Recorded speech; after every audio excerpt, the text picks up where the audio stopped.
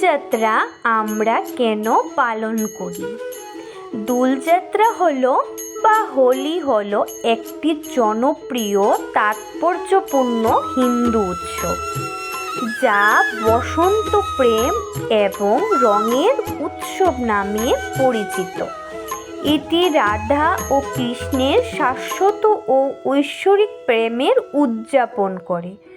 হোলিকা দহন ও অশুভ শক্তির বিপরীতে শুভের জয় নির্দেশিত করে। এতে কৃষ্ণের মা ও কৃষ্ণের হতাশায় ক্লান্ত হয়ে তাকে বলেন রাধার কাছে গিয়ে সে রাধার মুখমণ্ডলকে যেন কোনো রং দিয়ে রাঙিয়ে দিতে পারে। কৃষ্ণ ঠিক তাই করে এবং এরপর রাধা ও কৃষ্ণ জুড়ি হয়ে যায়।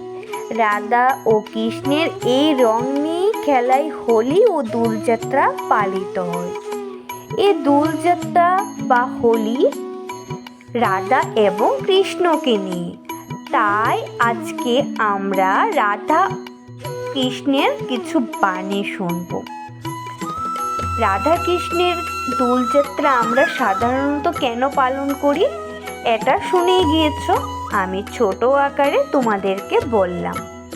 এখন আমরা আজকে যেহেতু শুভ দিন দোলযাত্রা, রাধা ও কৃষ্ণের আমরা বাণী শুনিনি।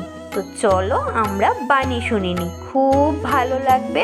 অবশ্যই বাণীগুলো তোমরা শোনো, মনটা একদম ভালো হয়ে যাবে।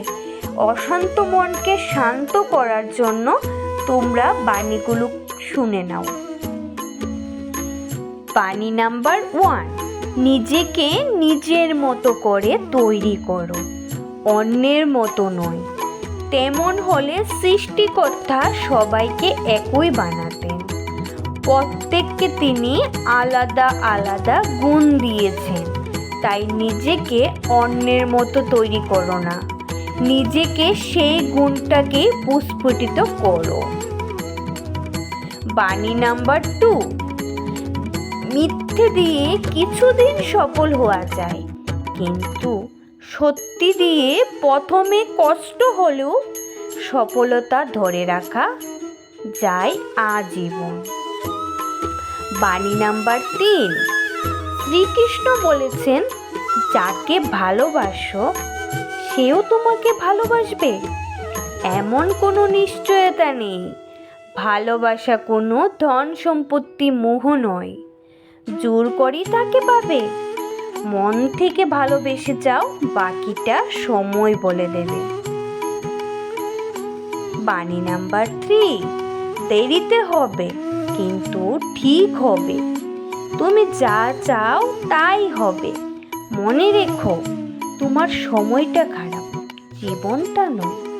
শুধু অপেক্ষা করো, সব হবে। বাণী নাম্বার 4, যে ব্যক্তি পরিশ্রমের দ্বারা ধন সম্পত্তি অর্জন করে সেই ব্যক্তি জানে কষ্ট কি, কিন্তু যে ব্যক্তি বিনা পরিশ্রমে সব কিছু পেয়ে যায় সে জানে না জীবনের বাস্তবতা কি। বাণী নাম্বার 5, কলম যতই দামি হোক, ভিতরে যদি কালি না থাকে যেমন তা মূল্যহীন। তেমনি মানুষ যতই শিক্ষিত হোক না কেন, মনুষ্যত্ববোধ না থাকলে সে শিক্ষা মূল্যহীন। গীতার সারাংশতে শ্রীকৃষ্ণ বলেছেন যা হয়েছে তা ভালো হয়েছে, যা হচ্ছে তা ভালো হচ্ছে, যা হবে তা ভালোই হবে। তোমার কি হারিয়েছে যে তুমি কাঁদছো? তুমি কি নিয়ে এসেছিলে যা তুমি হারিয়েছো? তুমি কি সৃষ্টি করেছো যা নষ্ট হয়ে গেছে? তুমি যা নিয়েছো এখান থেকেই নিয়েছো, যা দিয়েছো এখানে দিয়েছো। তোমার আজ যা আছে কাল তা অন্য কারোর ছিল, পরশু সেটা অন্য কারোর হয়ে যাবে। পরিবর্তনই সংসারের নিয়ম।